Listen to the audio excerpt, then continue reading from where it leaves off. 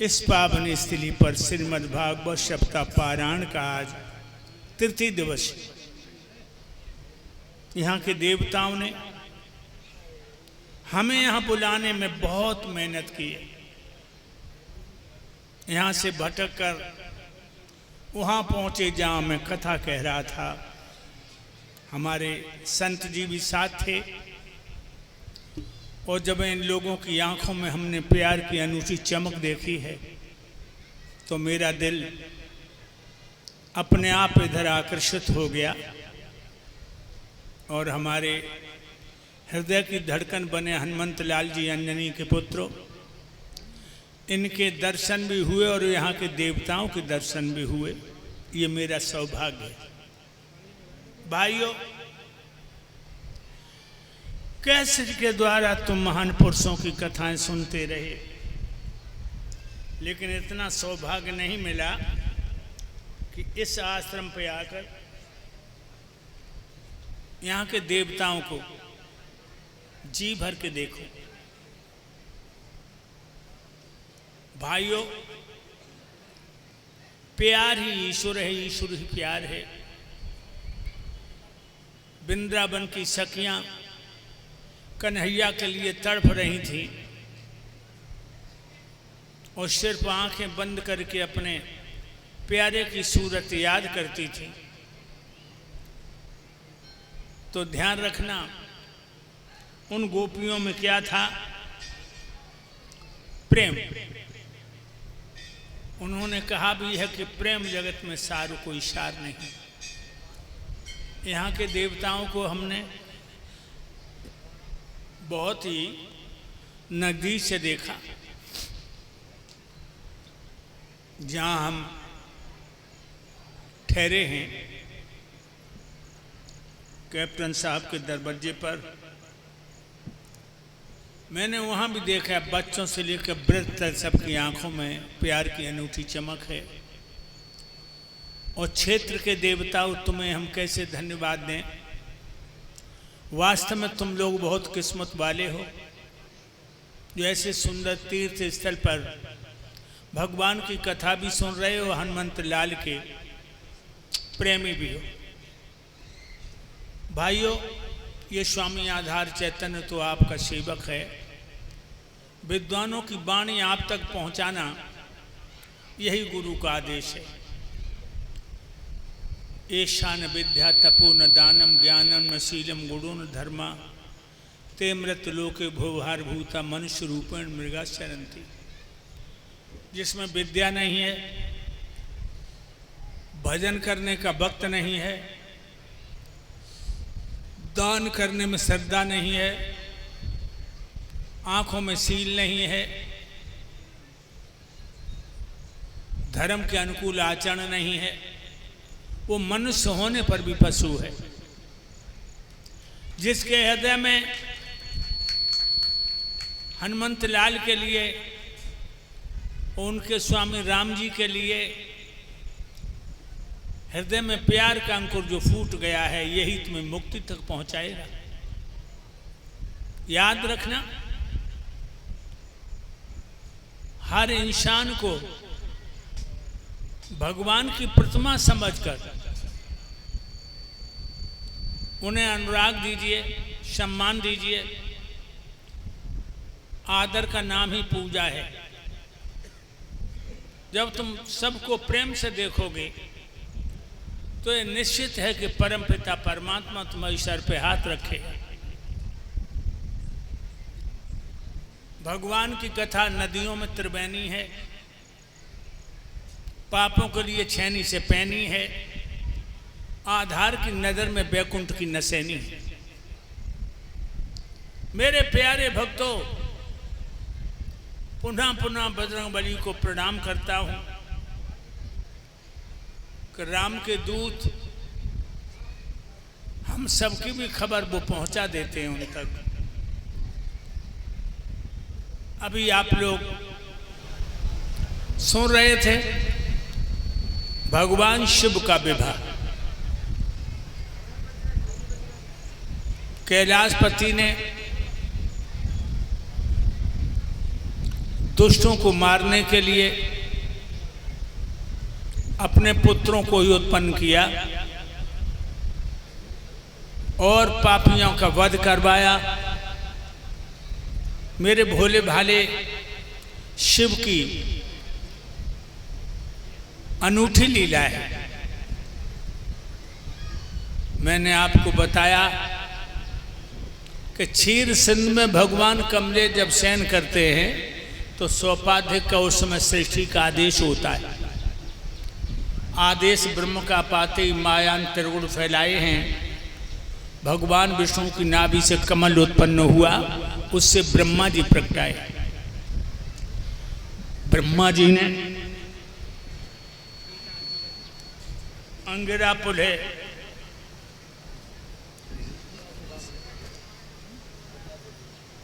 नारदत्री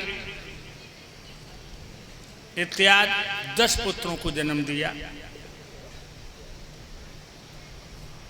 और मैंने कल ये आपको बताया था, उसमें स्वामी मन भी उत्पन्न हुए। उनसे 2 पुत्र हुए, प्रियव्रत और उत्तानपाद। जंगल में गए शिकार के लिए प्रियव्रत, नारद जी से भेंट हो गई तो मेरे प्यारे भक्तों, नारद के उपदेशों से प्रियव्रत को वैराग्य हो गया। उन्होंने अपने छोटे भाई उत्तानपाद को अयोध्या का मुकुट दिया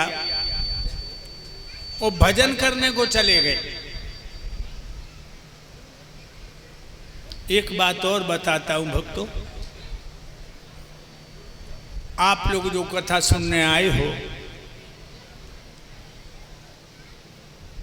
परमपिता परमात्मा के लिए कुछ त्याग करो। मैं ये नहीं कहता हूं कि तुम अपनी पत्नी को छोड़ दो, अपने बच्चों को छोड़ दो, घर को छोड़ दो, ऐसा नहीं। घर बैठे ही संत बन जाओ।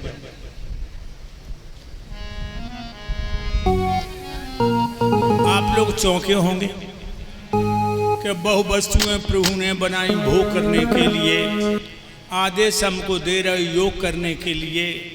जब वस्तु लाखों भोग की कैसे भला भाई योग हो, नर स्वस्थ कैसे रह सके जब देह में ही रोग हो। घर में औरत औलाद परिवार, फिर कैसे महात्मा बन जाओ। हम बताते हैं आपको, घर बैठे बन जा फकीर रे तू काहे कोई तो बोले।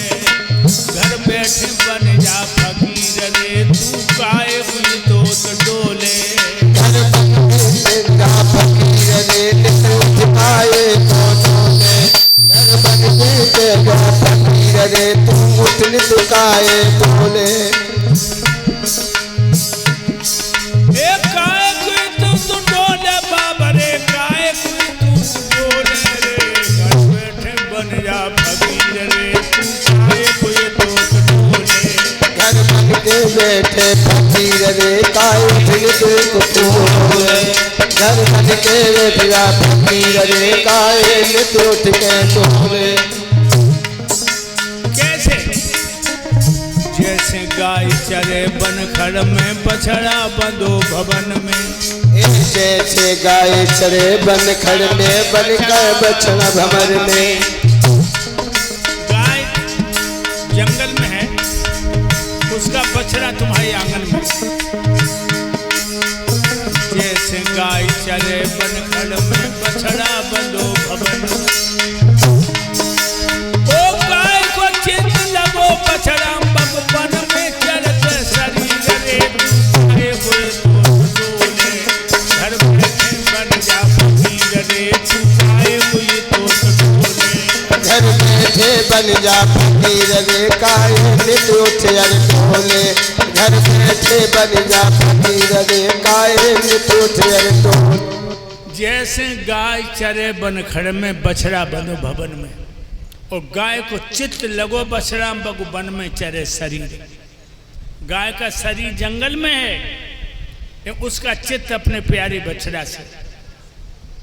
हरियाणा में हम कथा कहने जाते हैं तो वहाँ बहुत दूर पे पानी है, लड़कियां भर के लाती हैं, 3-3 घड़ा सर पर धर लेती और सखियन तो बातें करती हैं, घड़ा को बूंदो ना छलके, जैसे नागर को चित्त गागर में। लड़की का चित्त घड़ा में है, बातें सहेलियों से कर रही है। इसी तरह कर से कर्म करो विधि नाना, और ध्यान राख जा कृपा निधाना। हाथों से काम करो, लेकिन ध्यान परम पिता परमात्मा के चरणों में रखो, तुम्हारा कल्याण हो जाएगा। राजा प्रियव्रत छोटे भैया को राज देकर चली गई। उत्तानपाद की प्राण प्यारी दुल्हन का नाम है सुनीता। भक्तों, सुनीता पतिव्रता है। पतिव्रता पहला नियम है, सुबह जगती हैं तो दिनचर्या से पहले अपने पिया को प्रणाम करती हैं, पति के पैर छूती हैं।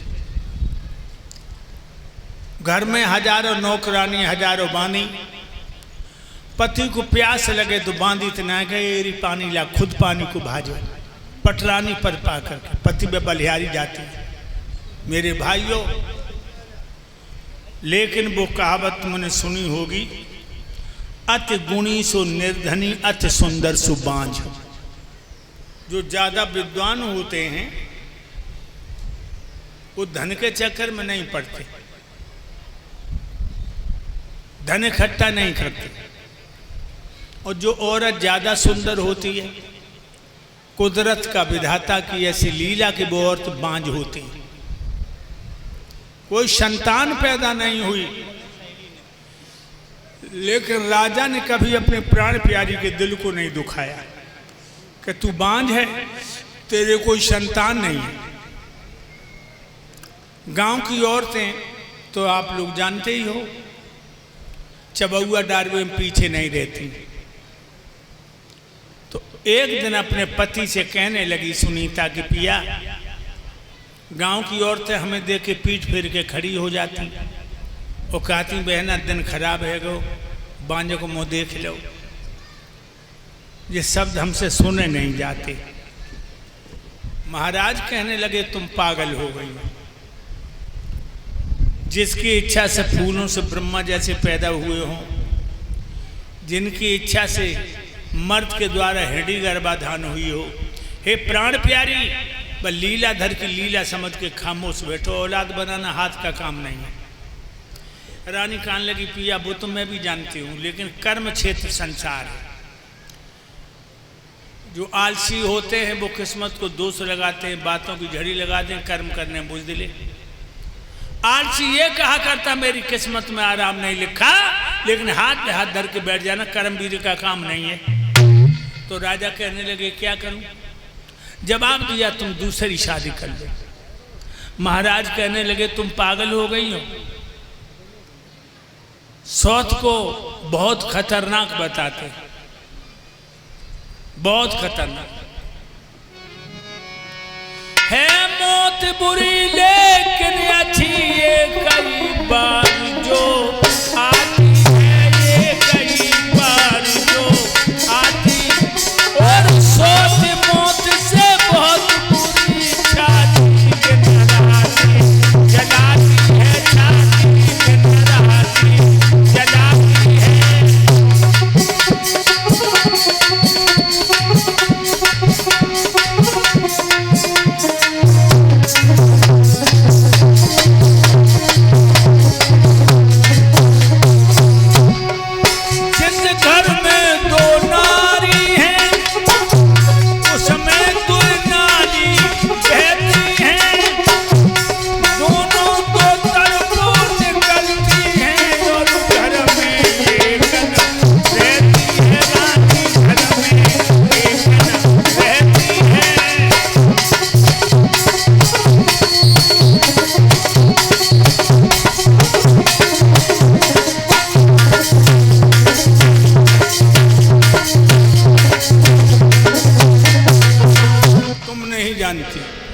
सौत चून की बुरी होती। रानी कहने लगी, पिया आप शादी नहीं करोगे तो मैं घर में भोजन नहीं करूंगी। राजा मजबूर हो गए, सारी रात रोने गोने में निकल गई। श्री सुखदेव जी बोले, हे राजा परीक्षित, सुबह महाराज दरबार में पहुंचे तो मंत्री से कहा कि मंत्री, हमारी रानी पर जनकिस ने भूत सवार कर दिया दूसरी शादी का, अब तुम हमारे मंत्री हो, बताओ। मंत्री कहने लगा, महाराज, हाथी एक दंत बिन ज्ञान, एक संत बिन कामनी, तो कंठ बिन लगत बिहुनी है। मंदिर एक दीप बिन, बाग एक कूप बिन, प्रजा एक भूप बिन लगे छार छूनी है। काया एक वस्त्र बिन, सूरमा तो शस्त्र बिन, माया एक पुत्र बिन लगत बिहुनी है। कंठ बिन राग और ज्ञान बिन बैराग, राम नाम के बिना तो देह सब सूनी है। घर में कितनी भी दौलत है, अगर बेटा नहीं है वो दौलत मिट्टी के समान है। इसलिए मैं पत्रों का वितरण करता हूँ। और मंत्री ने पत्र लिख लिख के भेजे कि जिसकी लड़की सुंदर हो, सुशील हो, सुलक्षणी हो, वो अपनी बेटी का टीका महाराज अयोध्या के नरेश के लिए भेजे। एक राजा की लड़की यौवन की दहलीज पे कदम दे रही थी, जिसका नाम तो सुरुचि। मेरे भाइयों, सूरज के पिता ने पत्र पढ़ा तो अपनी बेटी सुरुचि का टीका महाराज को भेज दिया। शादी की तिथि निश्चित हो गई। रानी सुनीत ने अपने प्रीतम को हंस के दूल्हा बनाया। बारात लेकर लड़की वाले के दरवाजे पर आए, बड़ी खुशामद की और वैदिक रीति से सुरुचि का ब्याह महाराज के साथ कर दिया। वैदिक रीति से अब राजा गौना करा के चले, डोला में बिठा के चले, घोड़ा को नचा के चले, दिल में हंसा के चले। जब डोला दरवाजे पर आया, रानी सुनीति को पता लगा मेरी छोटी बहन आ गई।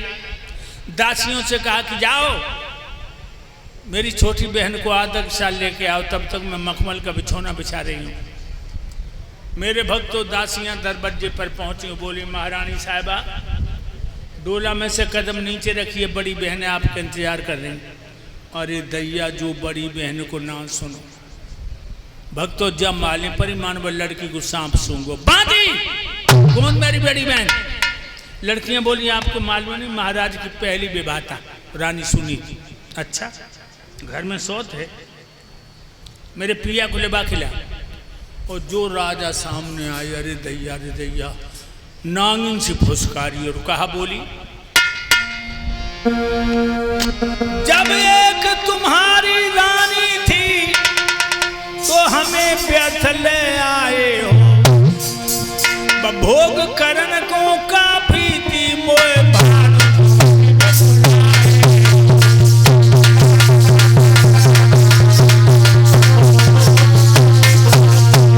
भोग करन को काफी थी मोए भाड़ झोंक के बुलाए।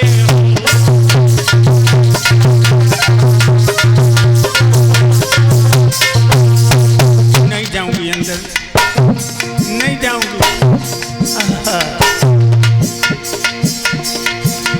बस इतना ही एहसान करो, डोला को वापस लौटा दो।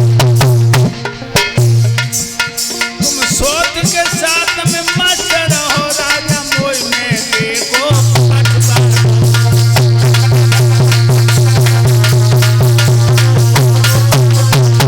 नहीं जाऊंगी अंदर, नहीं जाऊंगी। अरे हम तब आंगन में जाए सैया, सोच तू जल्द निकालो। अरे हम जब आंगन में जाए राजा, सोच को जल्द निकालो। अरे हम जब आंगन में जाए सैया, सोच को जल्द निकालो। अरे चून की सोच बुरी है, चेहरा की पूजी छुरी है। अरे चून की सोच बुरी है और चेहरा की पूजी छुरी है। चून की सोच बुरी है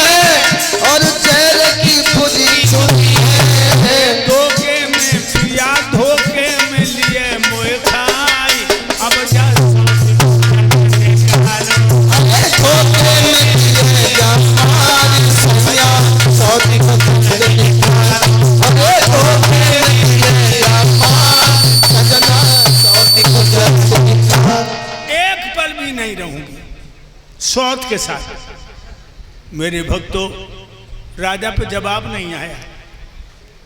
बोली चुप क्यों खड़े हो? कह तो हमारे डोला को वापस कर दो या सौतन को निकाल दो। राजा की आंखों में आंसू आ गए और कहने लगा, हे प्राण प्यारी, 2-4 महीना साथ रह लो, फिर हम उसे खुदा ही अलग कर देंगे। कहाँ लगी 2-4 महीना? मेरे प्रिया सौत की भाषा मुना मोको राम सुहाग।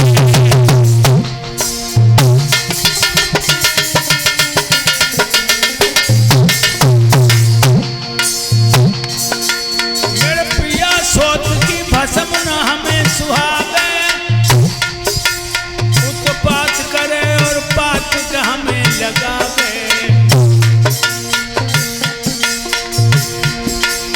महाराज कहूँ पहले से सत्य समुझाए, ना रहूं सोत के महल हमारी, सुन ले ध्यान लगाए। बोले साजना, बोले साजना, सूरत प्यारी जाती लग रही है, पर हमें तो लग रही पगो जेल में।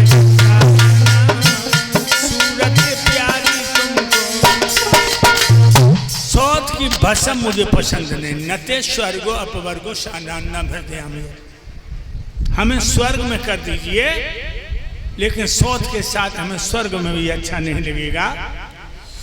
इधर भक्तों, घर के अंदर रानी सुनीत को पता लगा कि हमारा अनुष्ठान विपरीत दशा को जा रहा है। जिस नाटक की नटनी है वो नाटक टूटा जा रहा, और जिस अंडा प्रयास किए बैठी वो अंडा ही फूटा जा रहा। दरबज्जे के लिए भागी। भाइयों, राजा बड़े उदास खड़े हैं।